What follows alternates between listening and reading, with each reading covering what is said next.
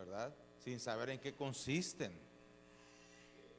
Entonces mucha gente dice, no, es que yo soy cristiano, y cree que con eso ya las promesas de Dios van a llegar, pero no es así. ¿Por qué? Porque cada promesa tiene ciertos requisitos o ciertos, no requisitos, sino ciertas actitudes que nosotros debemos de tener. ¿Sí? Si, por ejemplo, una de los, de que nosotros, la Biblia nos promete, Dios nos promete tener largura de días, nos pone una actividad que tengo que hacer, dice, honra a tu padre y a tu madre. Con ese hecho, le damos largura de días a nuestra vida. ¿Sí me explico? Así es que hay ciertas actividades que tenemos que hacer para recibir las promesas de Dios.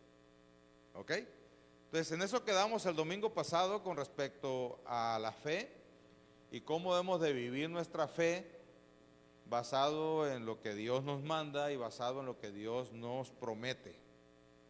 Esa es la fe cristiana, la fe bíblica, no la fe que maneja el mundo, ¿verdad? Sino la fe bíblica. Ya no lo voy a mencionar porque ya lo platicamos. Pero hoy vamos a aterrizar todo eso en lo cotidiano, en lo que tú y yo hacemos. ¿Sí? Lo hablamos aquello teológica, bíblicamente, y cómo nosotros debemos tener esa expectativa.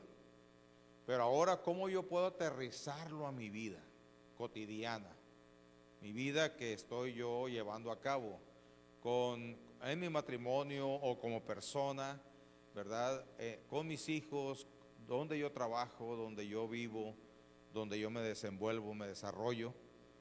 Y debo aterrizarlo, porque si no lo aterrizo, así como las promesas de Dios no se llevan a cabo, también, ¿verdad? La obra de Dios y el poder de Dios no se manifiesta. Es por eso que vamos a estar hablando algunas características de un cristiano maduro. Si hay un cristiano maduro, significa que también hay un cristiano ¿qué? Inmaduro. La Biblia le llama un cristiano carnal, ¿sí? Y al maduro le llama un cristiano espiritual. Un cristiano que su vida la basa en obediencia a Dios, lo espiritual, y lo carnal en la obediencia a su naturaleza humana. ¿Sí me explico? Entonces, tenemos que aterrizarlo, porque si no entiendo, no conozco cuáles deben ser las características de un cristiano maduro, entonces nunca voy a saber que he llegado a algún lugar o que he llegado a alguna meta o que tengo una característica de un cristiano maduro. Y también cuando descubro las características del cristiano maduro, puedo entender también, hacer la diferencia y entender cuando estoy siendo un cristiano inmaduro. ¿Sí me explico? ¿Sí? Muy bien. La inmadurez siempre nos lleva a nosotros a tener actitudes incorrectas, actitudes que no convienen. Lo peor es que podamos tener es que nosotros nos creamos espiritualmente bien y resulta que junto con eso tenemos la situación de que somos cristianos inmaduros. Y la expectativa de nosotros mismos, por eso dice la Biblia, nadie se crea más de lo que es. No tener un alto concepto de sí mismo, sino lo que uno tiene. El alto concepto no es que uno no lo pueda alcanzar. El alto concepto es una fantasía. Y es por eso que nosotros tenemos que aterrizarlo con las metas, con lo que Dios tiene establecido en su palabra, para entender que estamos atinando al punto, saber que hemos alcanzado la meta. Del otro modo, como decía un amigo mío, pastor que ya partió con el Señor, él decía, el que no tiene una meta para llegar, donde quiera que llega piensa que ahí debería de haber llegado, que ahí es. Es por eso que la Biblia nos habla de metas, de puntos importantes, debemos de alcanzar ciertas situaciones, como dice el libro de Gálatas, ¿verdad? De Efesios, perdón, cuando habla acerca de los evangelistas, de los profetas, de los pastores, de los maestros. Dice que están ellos o estamos con el propósito de que el Hijo de Dios deje de ser fluctuante, deje de ser como hojarasca que lleva el viento, deje de ser como la ola, ¿verdad? Que la hojarasca llega también a una ola y es movida para allá y para acá, sino que tengamos firmeza. Así que solamente vamos a leer el capítulo 1, verso 22, como un texto base, pero realmente, aunque el cristiano maduro se refleja en muchas partes de la Biblia, vamos a usar como base el libro de Santiago. Si usted quiere saber más de esto, lo que vamos a ver aquí, usted lea el libro de Santiago. ¿Ok? Y Santiago 1:22 dice: pero sed hacedores de la palabra y no tan solamente oidores, como dice, engañándose a vosotros mismos. Si nosotros no somos hacedores de la palabra, nos estamos engañando a nosotros mismos y tenemos un alto concepto equivocado nuestro. ¿Sí me explico? Así es que, aterrizando esto, yo tengo que encontrar o tengo que expresar o tengo que delinear las características del ser maduro o del cristiano maduro.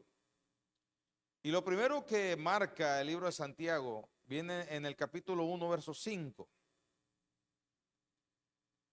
Y si alguno de vosotros tiene falta de sabiduría, pídala a Dios, la cual da a todos abundantemente. ¿Y qué más? Y sin reproche, y le será dada. Hay una promesa de acción de Dios sobre nuestra vida cuando nosotros pedimos sabiduría.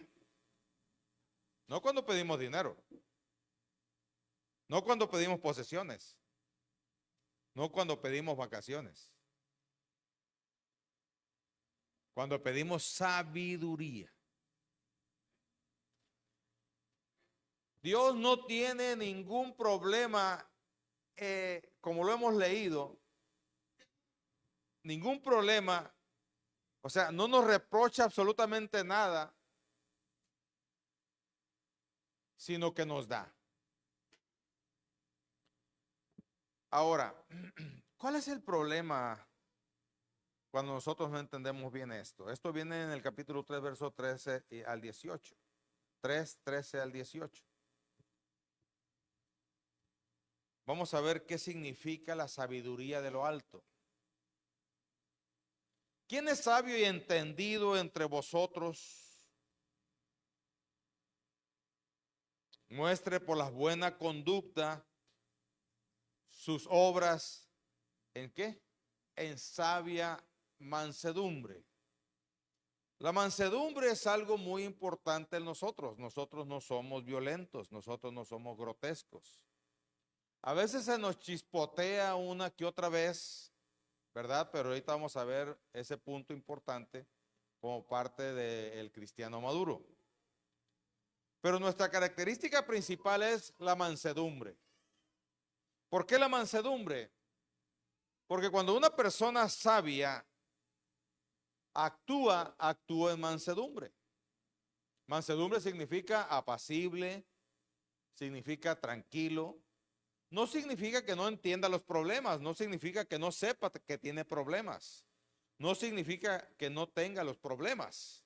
Significa que tiene su confianza en Dios, el cual le va a ayudar y sacar adelante en sus problemas, y que eso le debe traer tranquilidad a nuestra vida, de tal forma que podamos actuar a nosotros con mansedumbre o mansamente, no mensamente, sino mansamente. ¿Sí? Una cosa es ser menso y otra cosa es ser manso. Hay gente que piensa que para ser manso necesita ser menso y no es cierto. Un manso es una persona que entiende las cosas, que sabe que tiene problemas, que sabe que las circunstancias, que tiene sabiduría para entender el panorama, pero decide actuar con mansedumbre, con paz en su corazón.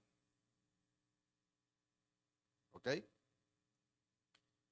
Entonces, dice el versículo 14, pero si tenemos celos amargos y contención en vuestro corazón, contención significa pleito, agresión en vuestro corazón, no os jactéis, no se pongan orgullosos, ni mintamos contra la verdad. Verso 15, porque esa sabiduría no es lo que desciende, no es de lo que desciende de lo alto, sino terrenal, animal, diabólica. Porque donde hay celos y contención, allí hay perturbación y toda obra perversa.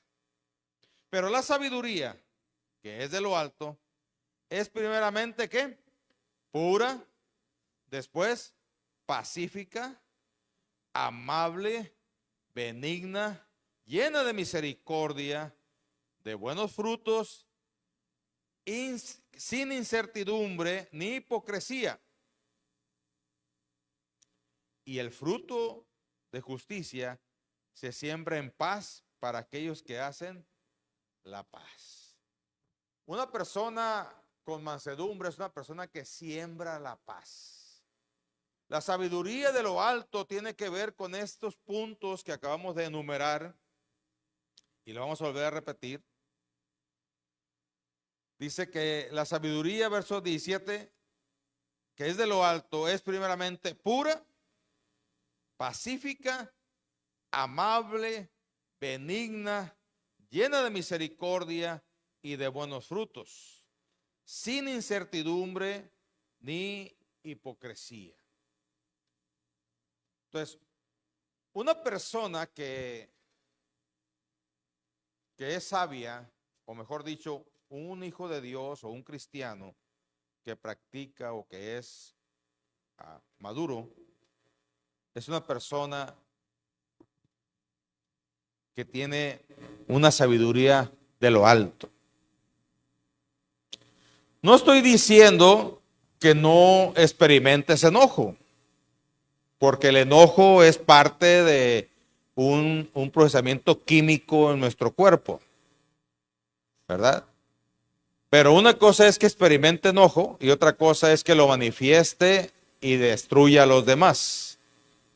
El enojo es algo natural del cuerpo humano, pero también la Biblia dice que airaos, pero no pequéis. ¿Cómo no vamos a pecar? Controlándolo y actuando con mansedumbre, con sabiduría, con lo espiritual. Cuando la ira la dejamos y la soltamos, estamos actuando en forma carnal. Y aquí lo expresa muy fuerte la palabra del Señor. Le dice diabólica. Sí lo leyó usted, ¿verdad?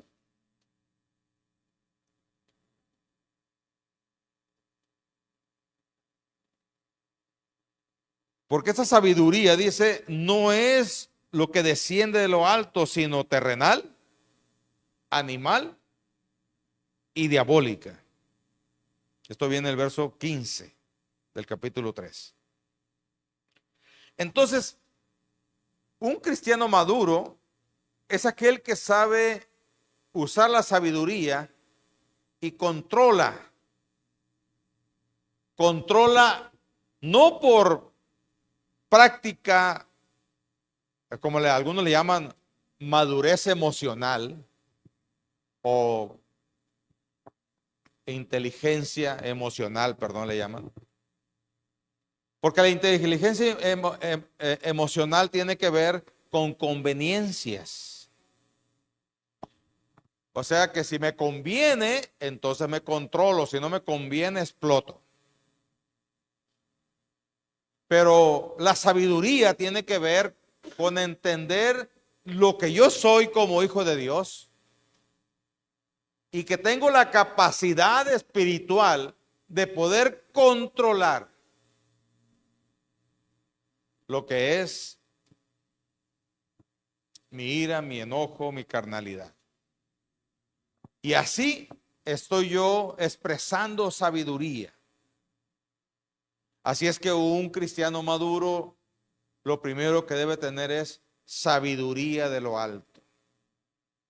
También lo explica un poquito, que no lo vamos a leer nada más, no lo vamos a explicar porque ya prediqué una vez sobre esto, usted debe recordarlo.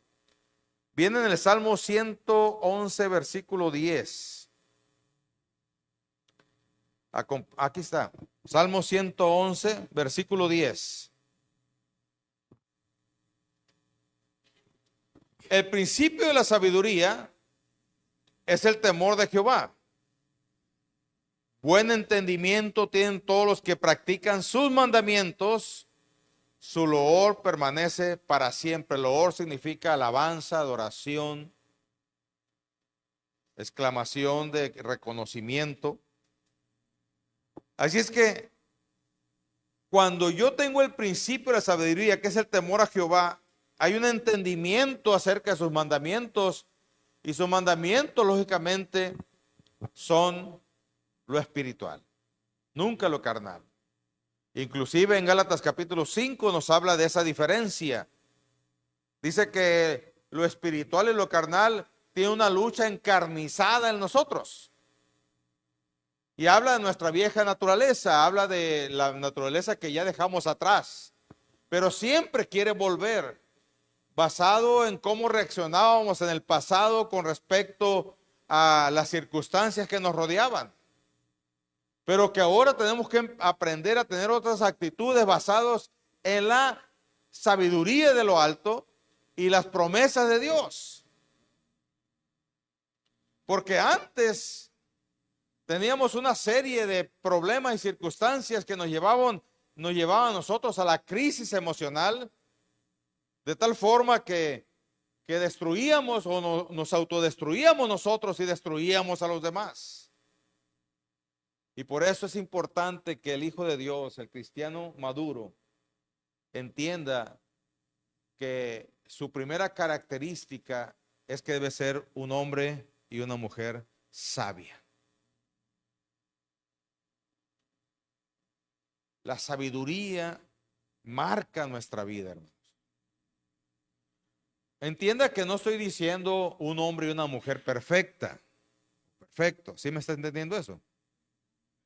No estoy hablando de perfección, porque el ser humano no es perfecto. Estoy hablando de sabiduría. Estoy hablando de que una persona o un hijo de Dios, lo primero que debe tener es sabiduría, porque empieza a entender lo espiritual. Empieza a entender las promesas de Dios. Empieza a aumentar su fe cuando lee la Escritura. Empieza a apropiarse de lo que es de Dios y a ir rechazando y sacando de nuestra vida aquellas cosas que aprendimos desde pequeños, que es y se refiere a nuestra vieja naturaleza o nuestra vida mundana, carnal que llevábamos antes. Quiere regresar todo el tiempo, pero ahora tenemos la capacidad de rechazarlo, de decirle que no. Lo segundo que un cristiano maduro refleja o debe reflejar o debe vivir o debe diseñar en su vida es que es un hombre y una mujer con una fe firme en el Señor y sus propósitos. O sea, no es una persona de doble ánimo. ¿Cuáles son las personas de doble ánimo que habla la Escritura? Aquellos que dicen sí, pero al rato dicen no. Si tú necesitas esconderte para vivir tu vida cristiana, entonces tú eres una persona de doble ánimo. Si tú eres de los que no dices que eres hijo de Dios, entonces eres una persona de doble ánimo porque escondes lo que tú eres. No estoy diciendo que andemos gritando a los cuatro vientos, soy hijo de Dios, soy cristiano, no. Pero tu vida, tu comportamiento, tus palabras hablan de lo que tú eres. Hay personas que no aguantan porque nos ven diferentes y nos preguntan, oye, ¿quién eres tú? ¿Por qué? Porque nuestras actitudes llenas de sabiduría hablan por sí solas. No caemos en el juego de los perversos, no caemos en el juego de los malvados, no caemos en el juego de aquellos que viven una vida liviana, totalmente fuera de control, sino que nos mantenemos firmes. Y entonces, por la sabiduría que emana, nosotros podemos salir adelante. Pero quien nos mantiene firmes, hermanos, es la fe. No vamos a hablar más de la fe porque ya el domingo pasado estuvimos hablando de ello. Pero vamos a ver qué es lo que dice Santiago con respecto a esto. Y viene en el capítulo 1, versos 6 y 7 que dice, pero pida con fe, no dudando nada, porque el que duda es semejante a la onda del mar, que es arrastrada por el viento y echada de una parte a otra. No piense pues quien tal haga, que recibirá cosa alguna del Señor. Y luego el verso 8 dice, el hombre de doble ánimo es inconstante en todos sus caminos.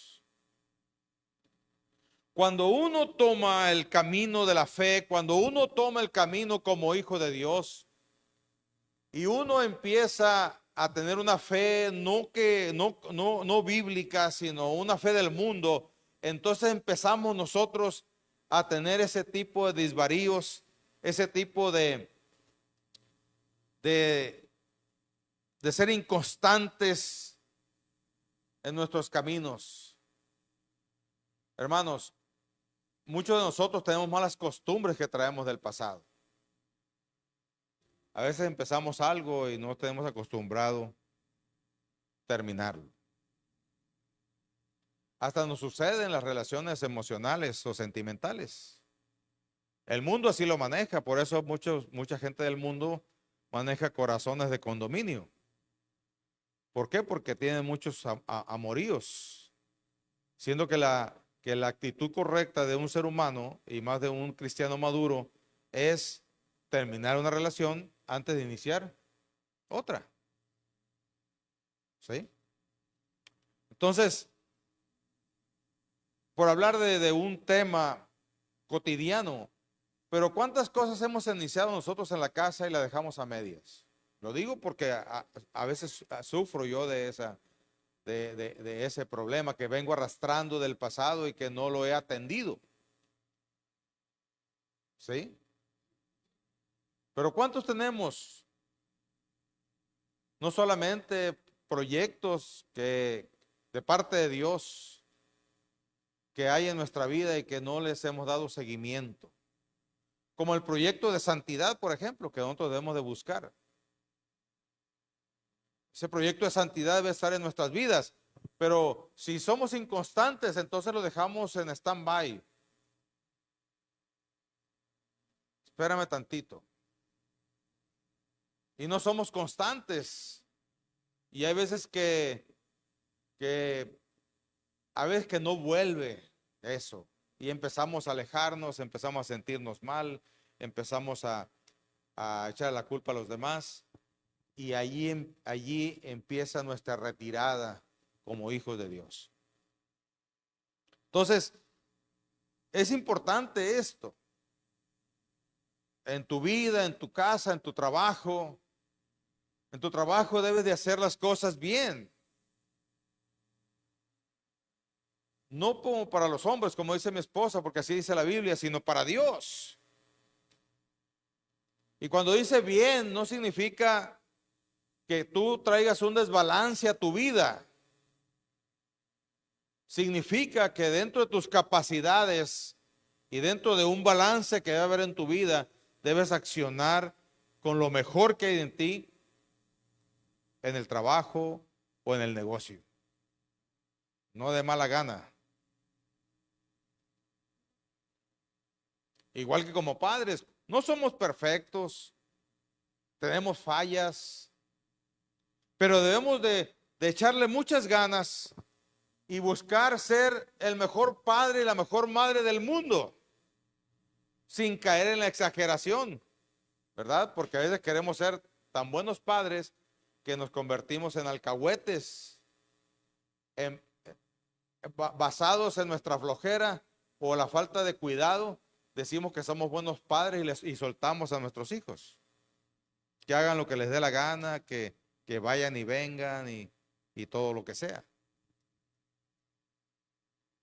O hay veces que los traumas del pasado, ¿verdad? Lo que nos hizo falta, nosotros queremos compensarlo con nuestros hijos y metemos en problemas a nuestros hijos. Porque los convertimos en hijos dependientes nuestros. En que ni siquiera pueden hacer absolutamente nada porque nos necesitan a nosotros.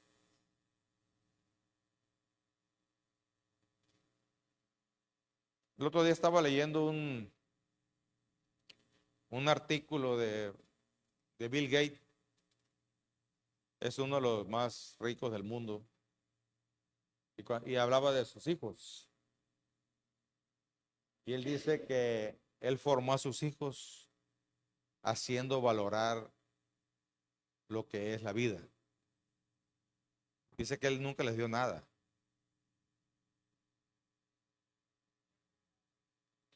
Ni siquiera una tablet. Él es el dueño de Microsoft.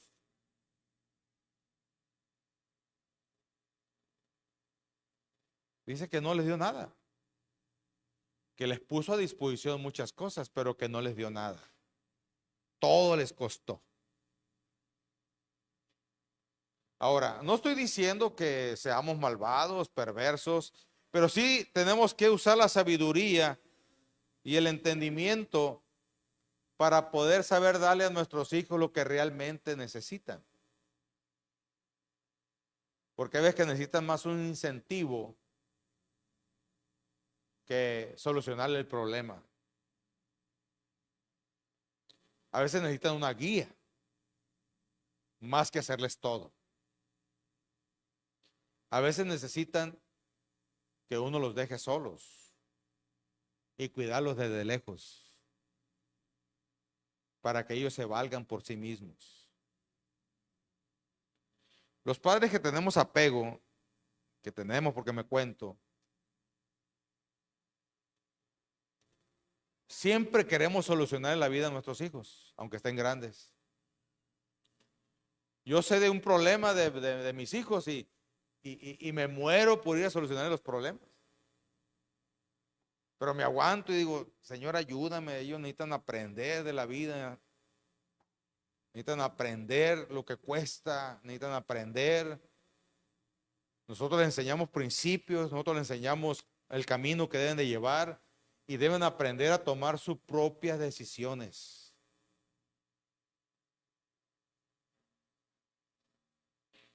Que esté enfermo, y no estoy diciendo que somos descuidados o que no ayudamos. Lo que estoy diciendo es que debemos ser sabios para que ellos no se conviertan en personas de doble ánimo, sino que aprendan a que si empiezan algo, deben concluirlo.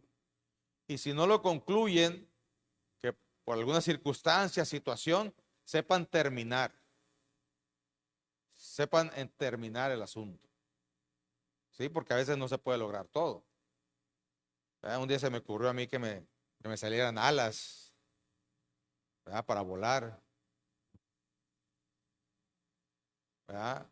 Pues tuve que renunciar a ese propósito. ¿Por qué? Porque es algo ilógico, es algo que no es.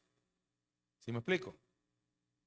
Y hay veces que nosotros emprendemos cosas, no estoy diciendo que no seamos visionarios, sino que seamos sabios en lo que estamos haciendo.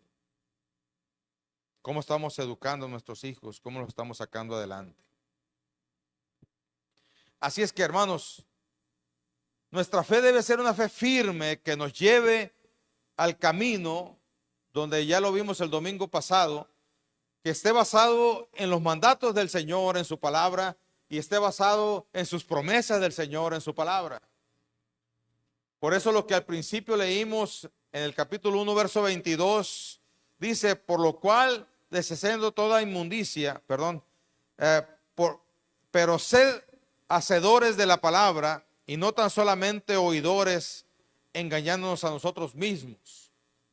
Porque es importante este punto de que nuestra fe sea siempre firme. Otra característica importante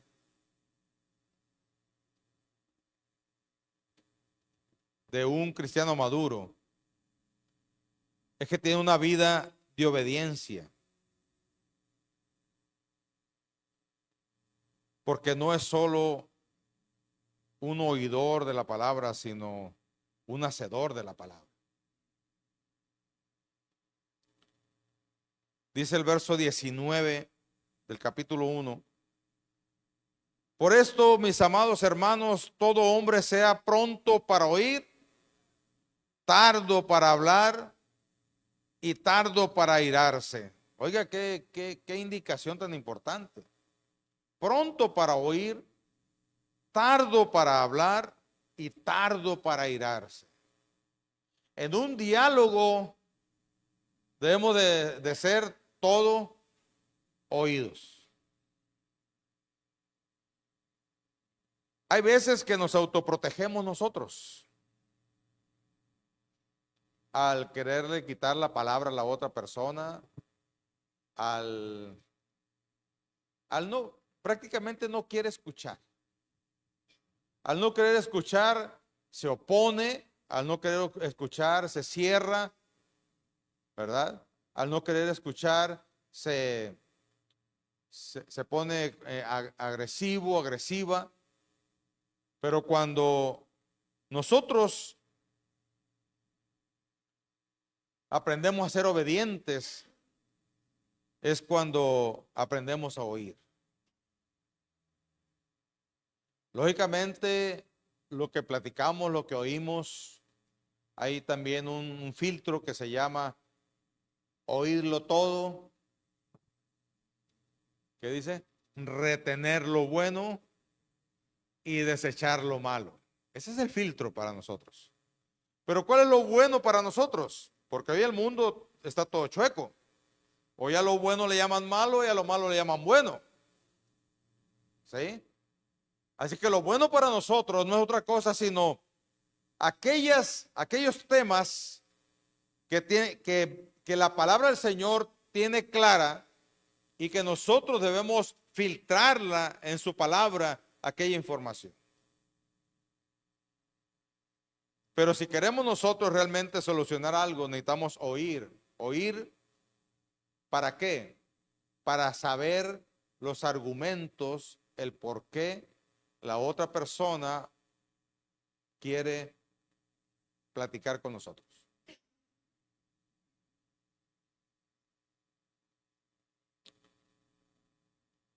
No estamos diciendo que va a estar de acuerdo. ¿Me está escuchando? La palabra del Señor nos está dando una indicación. Oigan, sean prontos para oír. Calmados o retenidos, o como dice aquí, tardos para hablar y tardos para enojarse o airarse. Porque la ira del hombre no obra la justicia de Dios. Una persona, sea hombre o mujer, enojada o enojado, no obra con justicia y menos la de Dios. Por lo cual, desechando toda inmundicia y abundancia de malicia, recibid con mansedumbre la palabra implantada, la cual puede salvar vuestras almas.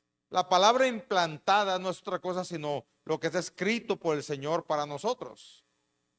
Es por eso que les decía hace un momento que el filtro para saber lo bueno es que lo comparemos con la Escritura.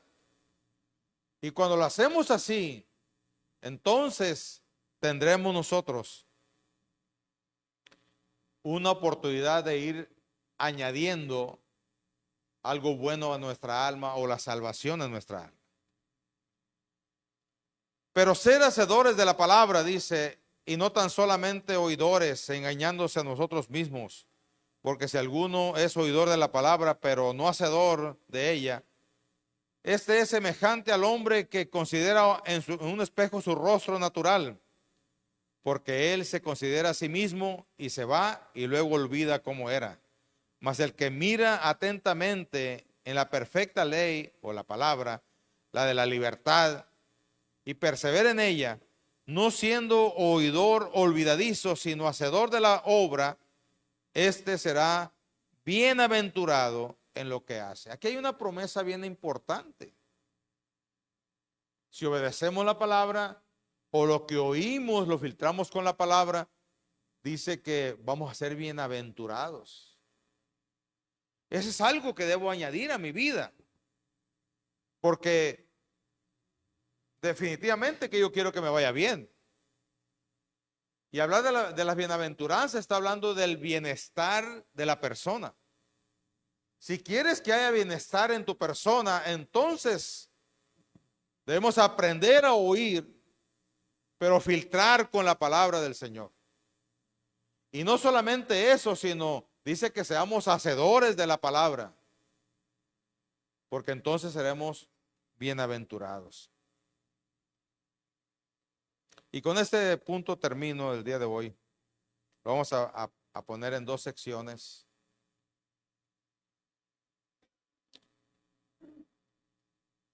El quinto característica de un cristiano maduro es que tenga un entendimiento apropiado del no valor de las cosas de este mundo. No valor, no del valor, sino el no valor de las cosas de este mundo. Esto viene en el capítulo 1, verso 9 al 11, que dice: el hermano que es humilde, el hermano que es de humilde condición, gloríese en su exaltación. Pero el que es rico en su humillación, porque él pasará como la flor de la hierba. Porque cuando sale el sol con calor abrasador, la hierba se seca, su flor se cae y perece su hermosura, de su hermosa apariencia. Así también se marchitará el rico en todas sus empresas. Dicho de otra forma, cuando nacemos nada traemos y cuando nos vamos nada nos llevamos. Hay personas que acumulan para después. No estoy diciendo que no seamos ahorradores, la Biblia nos habla de que debemos ahorrar. Pero hay personas que se privan hoy para tener en el futuro. Y voy a aclarar eso del ahorro. La palabra del Señor nos enseña que debemos de gastar el 70%, debemos ahorrar el 10%, debemos dar ofrendas y dádivas o ayudas a los demás, otro 10%, ¿verdad? Y el otro 10% es para los diezmos. Si nosotros dividimos así, vamos a saber qué tanto debemos de gastar, ¿sí? ¿Qué tanto debemos de poder tener una expectativa de cuál debe ser mi condición de vida. Porque hay veces que nosotros queremos vivir vidas que no tenemos, hermano. Hay personas que ganamos, por ejemplo, 2,000 pesos a la semana, pero queremos vivir como si ganáramos 10,000. Y lo que provocamos es un endeudamiento. Porque para poder gastar lo que no tenemos necesitamos endeudarnos. O empezar con cosas ilícitas como el robo, ¿verdad? Y otras cosas más, que no quiero mencionarlas. Pero el problema es realmente el amor al dinero que se le tiene. Porque Dios no está peleado con el dinero, dice que de Él es el oro y la plata. El problema es el amor al dinero. El dinero, hermanos, tenemos que verlo como lo que es, una forma cambiaria, un trueque. No más que los trueques antes se llevaban a cabo una cosa por otra. Yo te doy arroz, tú me das frijol. ¿Verdad? Bueno, un trueque sería más que nada, porque el dinero suplió el trueque. Y mucha gente acumula, y más ahora, hermanos, que se está volviendo digital. Antes, cuando menos, podías tocar el billete y la moneda, pero ahora ya está cambiando a digital. Hay países donde ya no hay papel ni monedas, todo es digital. Ahí ya el papel moneda desapareció. El problema del dinero digital es de que es más volátil. Es más volátil. Porque no sé por qué, pero el dinero de las tarjetas vuela. Es más fácil de desaparecer. Por ejemplo, si tú tienes 1,000 pesos en tus manos, 10 billetes de a 100, ¿verdad? Los vas a administrar muy bien. Pero si los tienes en la tarjeta, de repente desaparece y uno dice, bueno, ¿y en qué no me acuerdo haberla pasado, ¿verdad? Pero sí fue, sí sucedió, pero no lo recuerda uno.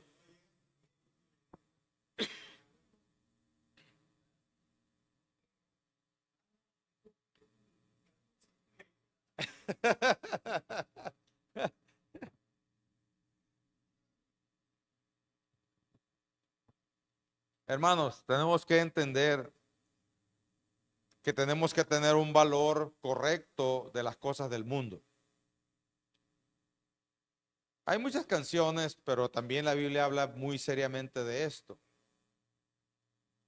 Y dice que nosotros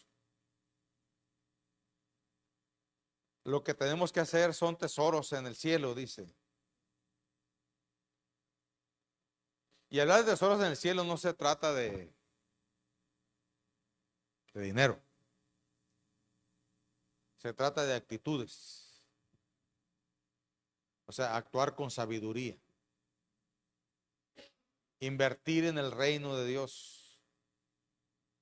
Y cuando hablo de invertir, está hablando de tiempo, de dedicación, de compromiso. El dinero, ahí se cuela entre las cosas, pero más que nada, tiempo, dedicación, compromiso. Eso es lo que trae valor en el cielo. Pero veamos el capítulo 5, verso 1 al 6 de Santiago.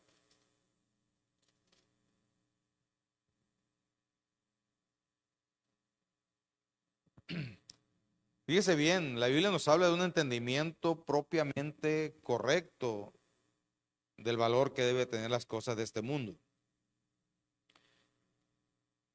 Capítulo 5, verso 1. Vamos ahora, ricos, llorad, ¿y qué? Y aullad. Está feo eso, ¿eh?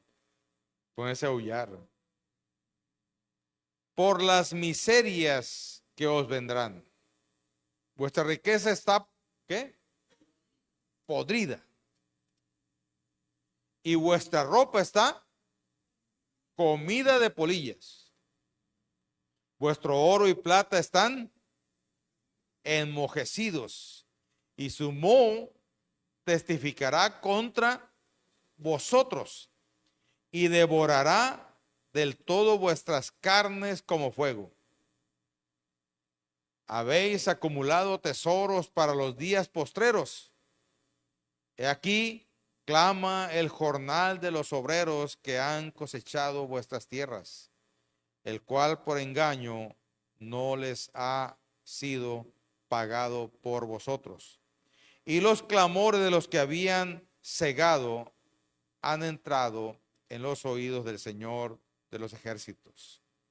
Habéis vivido en deleite sobre la tierra y sido disolutos.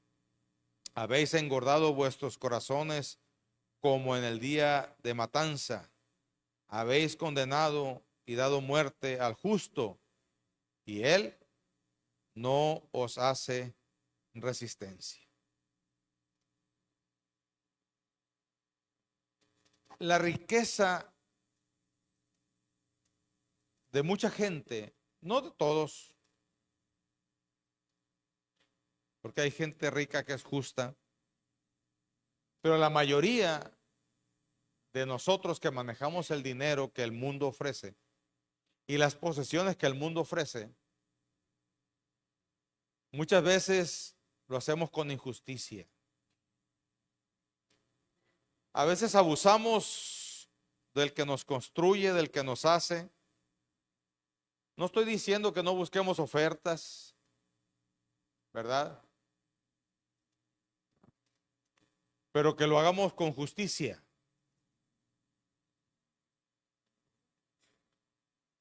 Hoy en día, bueno, no lo voy a decir mejor. Hay plataformas, iba a decir los nombres. Hay plataformas que ofrecen muchas cosas baratas, buenas, ¿sí?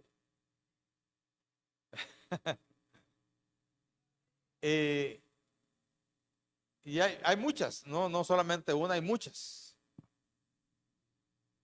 Y si tú puedes aprovechar algo que realmente necesitas, porque es otra cosa, ese tipo de plataformas explotan nuestro consumismo.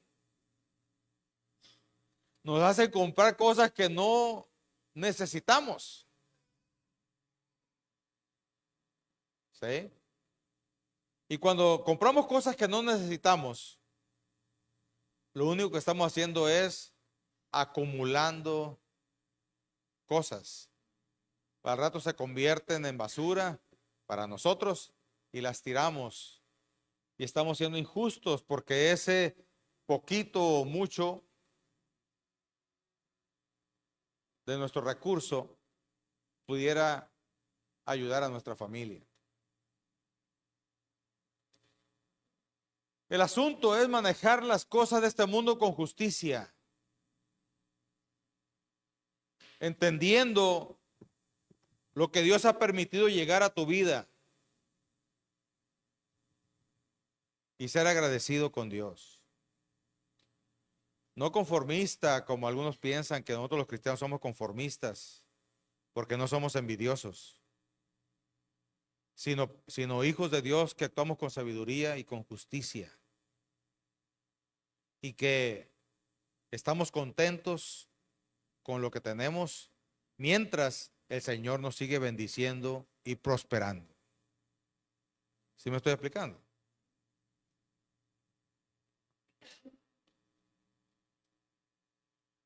Una persona que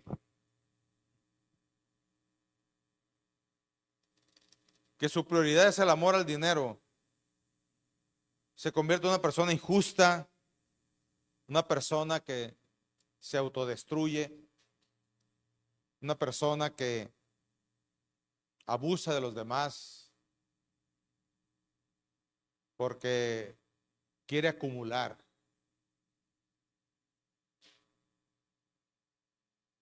Yo creo que todos sabemos lo que ocupamos hasta ahorita. Y debemos tener un balance en nuestras vidas para poder trabajar o sacar adelante a nuestra empresa, pero sin sacrificar lo que es justo. Dios, hermanos, promete bendición y prosperidad, pero no es a nuestro gusto. ¿Sí me explico? Sino de acuerdo a lo que Él va viendo en nuestras vidas. Porque yo he visto personas que se aferran y le piden al Señor, y el Señor les da, y esa bendición la convierten en maldición. Nosotros convertimos una bendición en maldición cuando dejamos las cosas del Señor por usar o por practicar o por vivir las cosas de este mundo.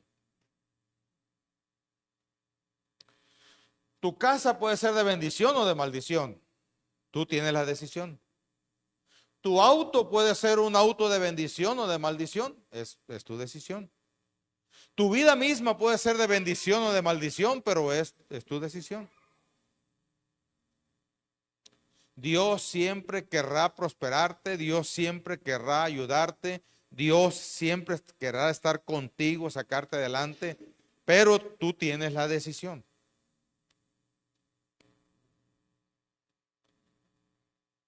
¿Cómo conviertes tú en tu vida lo que Dios te da? Es tu decisión. Es por eso que nosotros aquí nunca obligamos a nadie a dar nada, porque debemos decidir en qué se va a convertir nuestra decisión, en bendición o en maldición. Te enseñamos en este lugar lo que tú debes hacer, de acuerdo a la Escritura, no de acuerdo a una locura de alguien, sino de acuerdo a la Escritura. Porque hay una promesa. Y esa promesa nos lleva a nosotros a tener bendición en nuestra vida y prosperidad. La prosperidad no solamente es en tener muchos billetes en el banco. La prosperidad tiene que ver también con tu crecimiento espiritual, tiene que ver con tu crecimiento emocional, tiene que ver con tu crecimiento, inclusive tu sanidad o tu salud física. Tiene que ver con eso, con la prosperidad. Porque hay personas que pueden gastar todo su dinero en una enfermedad. Sin embargo, Dios nos tiene con salud. No una salud perfecta, pero sí con salud, que podamos nosotros prosperar, ser bendecidos. ¿Sí me explico? Así es que, hermanos, tener un buen entendimiento del no valor de las cosas de este mundo es bien importante. Porque cuando no tenemos este entendimiento, entonces nos pasamos al otro lado y nos convertimos en personas amadores del dinero. Y cuando tú te conviertes en un amador del dinero, te conviertes en una persona injusta, una persona que no usa la sabiduría, una persona que a lo mejor empieza a acumular cosas, dinero, pero empieza a perder lo más importante, que es su interior. Vuelvo a repetir, no significa que no debemos de tener propósitos ni anhelos. No significa que no tengamos metas de tener cosas, por ejemplo, pero que sean provechosas para nosotros. Conozco personas, le voy a decir una cosa. Conozco personas que no comen por guardar dinero. ¿Hay o amén?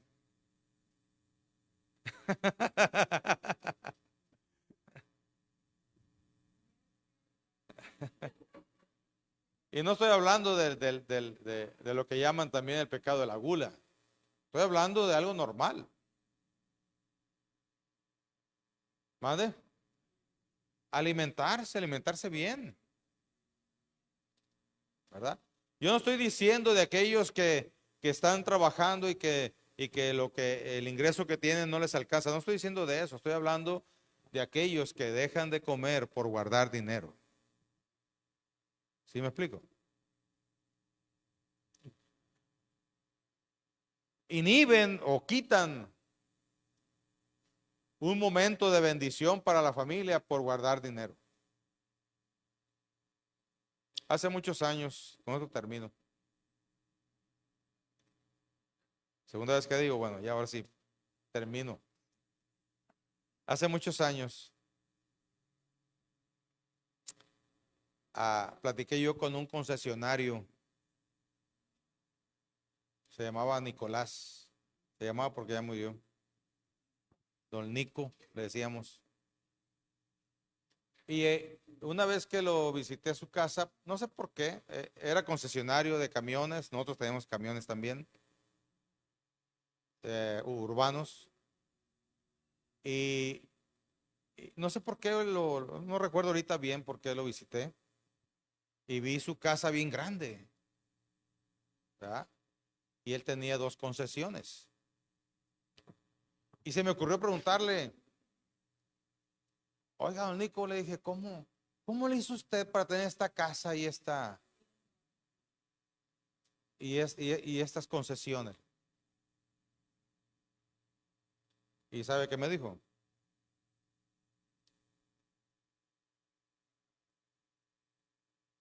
Guardé el dinero y dejaba en hambre a mi familia y a mí mismo para poder tener esto.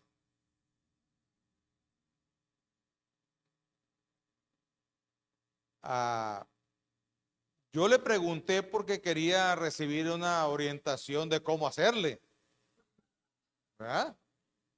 Pero al oírlo, me quedé,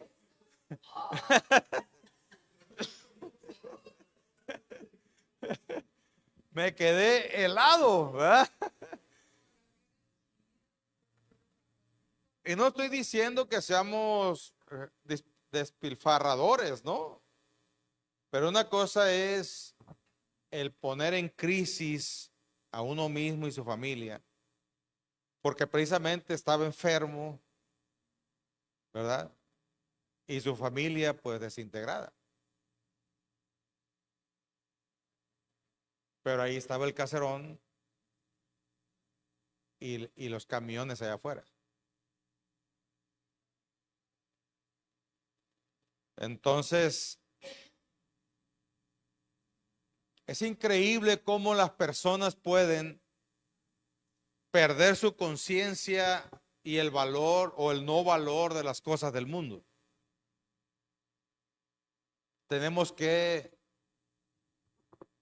poner un sistema de valores basado en la escritura, en la palabra de Dios, para poder actuar con respecto a las cosas de este mundo, hermanos.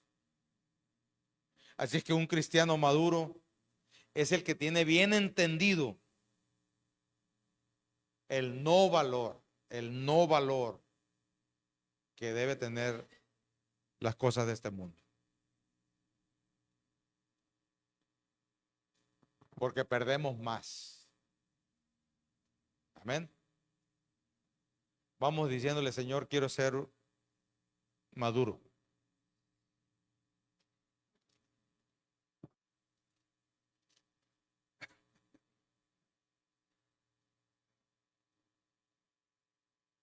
Quiero ser una persona que sea sabia. Quiero ser una persona que tenga una fe firme.